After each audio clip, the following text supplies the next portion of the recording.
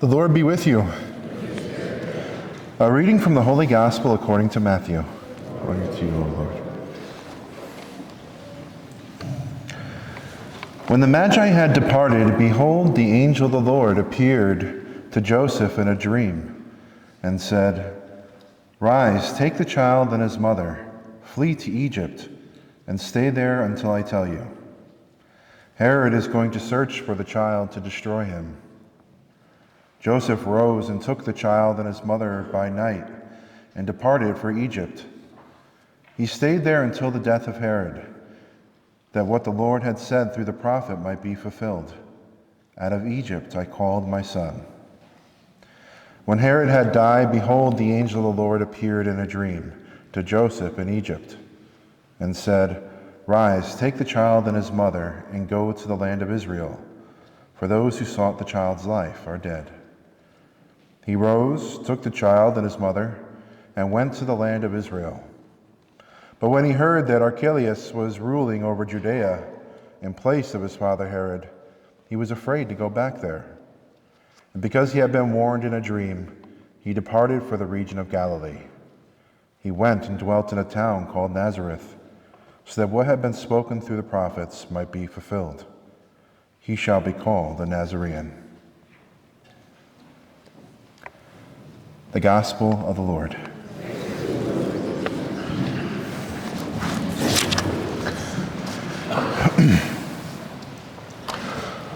Once again, it's great to be with you all on this Sunday after Christmas, and we celebrate a fitting feast today, right? The Feast of the Holy Family. Very fitting, considering Christmas has just happened. And we have this feast today for really a number of reasons, but I just want to hone in a little bit on two reasons. And the first one is, of course, to remind us how sacred the institution of marriage is. It's a sacred thing that God has provided, and how central it is for a stable society. And the second one is to point to the Holy Family as the example for us to follow. In a sense, our model, a family that we can model our own families after. Now, I'm sure when I say we should model our family after, St. Mary, St. Joseph, and Jesus, that's quite the bar to fill, right? I mean, that's quite some heavy lifting, we would think. And maybe when we think of the Holy Family, we kind of just have like a picture that pops into our head, right? Of Jesus, Mary, and Joseph, and that's the Holy Family. And we know about how Jesus was born in the barn, in the manger. But to really understand the model that we're seeking to model our families after, we have to kind of dive into that a little bit more. We have to dive into what was that family life like. And we find out that, unfortunately, in the scriptures, there's 30 years of Jesus' life that are basically hidden. There's not much mentioned about Jesus for his first 30 years. There's, obviously there's some things like finding Jesus in the temple at the age of 12, when he kind of snuck off and went and hid in the temple and was talking with the Pharisees in there. And of course, driving his mom and dad wild, looking for him. So there's that mentioned at 12, but then there's a huge gap in time. And the church teaches us that there's this gap because it was an ordinary life. Jesus lived an ordinary life. Just like when Jesus was born in the stable, as we spoke about on Christmas, when Jesus was born in the stable, you would think that the King of Kings would have been born in a palace. He would have been born in some way with like a noble stature, like with nobility. But instead, he was born in a stinky, smelly, dirty barn with dirty animals, and he laid in a feeding bowl, a feeding trough for the cows. That's where they laid him, in the manger. And the reason he did that was because he wanted to identify with the poor. He wanted to be one with the poorest of the poor, those that were suffering.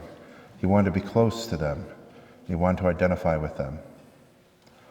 So kind of like in a similar way, Jesus chose not to live this extravagant lifestyle as a king or a prince growing up, but rather instead he chose to embrace the average life, the ordinary life that most people experience. And by doing so, he shows us that it can be sanctified, that it can be holy, the average, everyday things. So with that gap, we can kind of take like this creative license and kind of think, well, what's ordinary through that gap of 30 years? What could have been happening?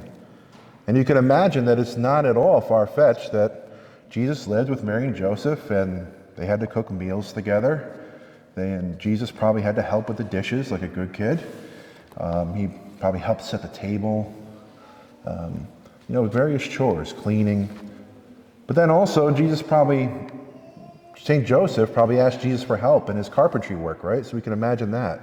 Jesus helping St. Joseph out with his work with the wood, sawing and hammering nails. But then he eventually would take on that occupation himself in the future. But then we can also imagine the hardships that they also went through as an ordinary family, probably striving to make ends meet. Then, as we heard today in today's gospel, their lives were threatened. So they had to flee, they had to run away and go to a different country and wait out because somebody was looking for them. So these are some of the traits that Jesus' family, or some of the experiences that Jesus' family must have had. And they're obviously very common to us. They're traits and experiences that we've all had growing up, that we all still have as parents, grandparents, sons, daughters. We all strive to work hard, and we all experience that fatigue at the end of the day.